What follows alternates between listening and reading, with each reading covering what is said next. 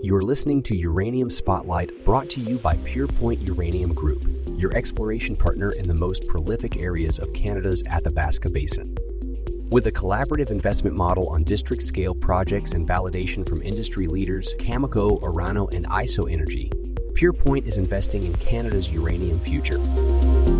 And now your host, Chris Frostad.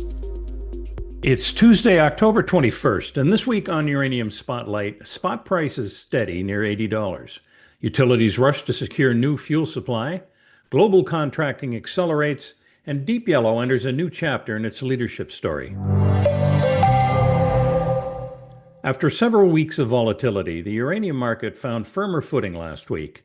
The spot price opened at $79.20 a pound U3O8 and closed at $80.01. With activity clustered around smaller 50,000-pound lots that have become the new standard for prompt delivery. Roughly 450,000 pounds traded hands across 5 spot deals, reflecting subdued but orderly demand.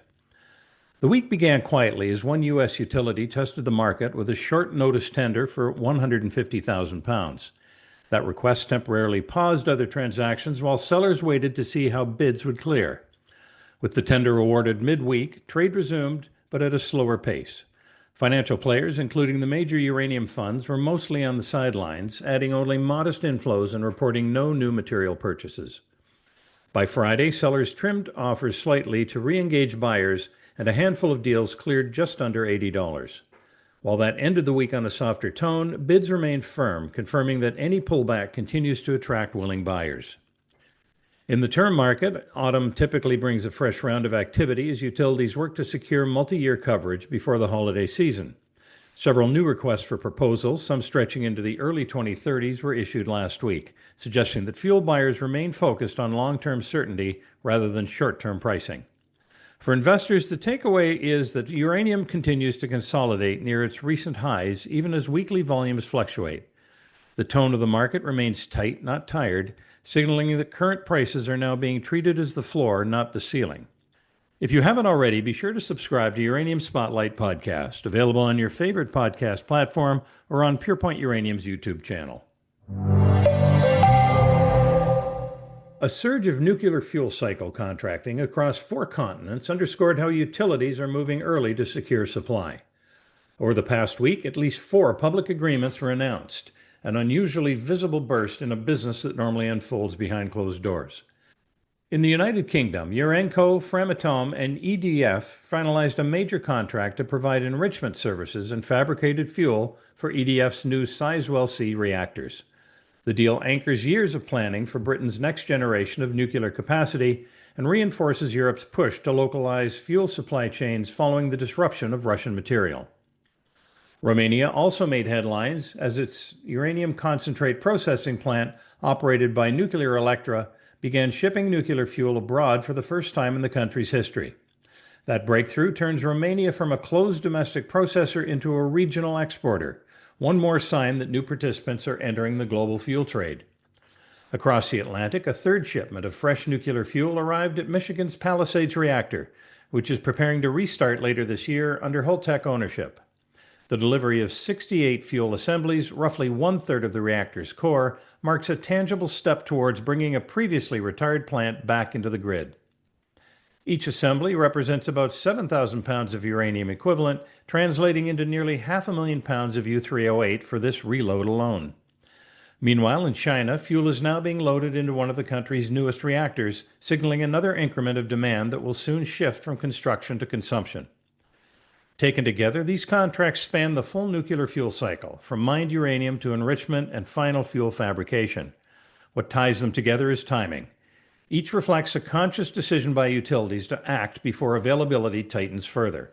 For years, buyers could afford to wait. Now the race is to lock in supply while they still can.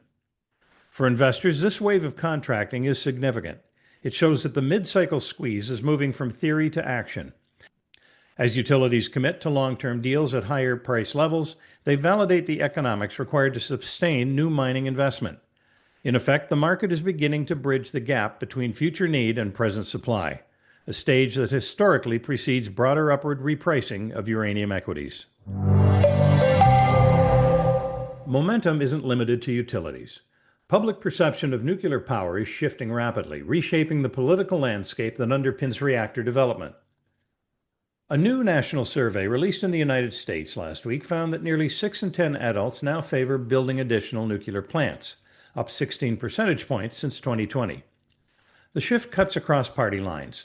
Support amongst Republicans and Republican-leaning independents have climbed to nearly 70%, while a slim majority of Democrats, just over 50%, now also back nuclear expansion. That narrowing partisan gap makes nuclear the least decisive major energy source in the U.S., ahead of wind, solar, or fossil fuels. Equally important, the reasons cited for this support are changing. 40% of respondents identified nuclear's clean, carbon-free generation as the key factor, while 1 in 5 pointed to its efficiency and reliability. Only 13% cited safety as their main rationale, evidence that public confidence in modern plant design and regulation has strengthened after decades of apprehension. A gender divide remains. Roughly 3/4 of men favor nuclear energy, compared with less than half of women. But the trend line is positive across all demographics, suggesting that nuclear's environmental credentials and its role in powering data-driven economies are resonating with new audiences. For investors, the message is clear. Policy follows sentiment, and sentiment is turning decisively in nuclear's favor.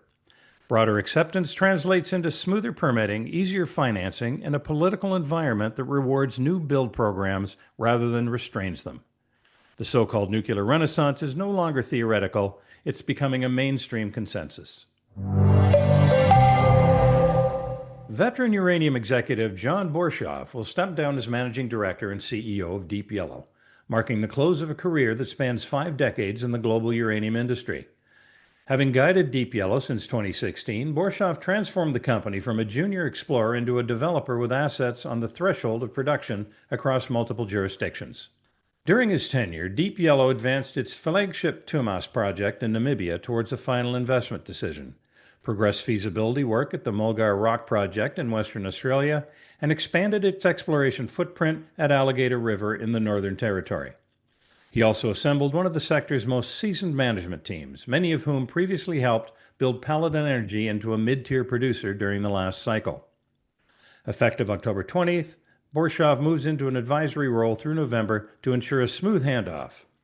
Chief Financial Officer Craig Barnes will act as interim CEO, supported by Executive Chair Chris Salisbury, a former Rio Tinto executive and past head of Energy Resources of Australia.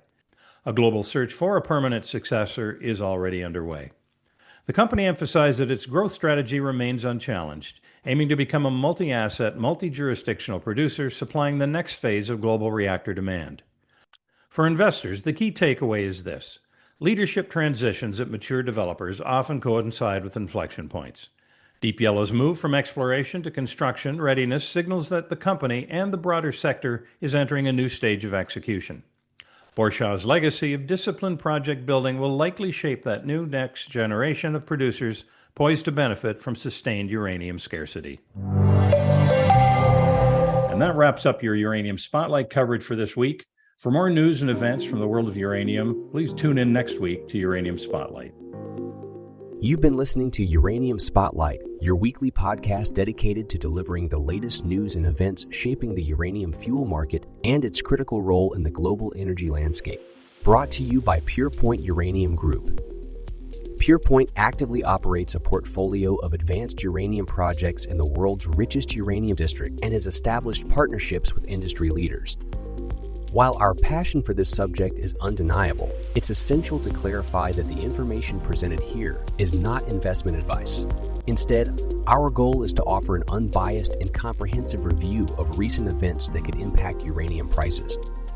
Join us again next Tuesday for Uranium Spotlight.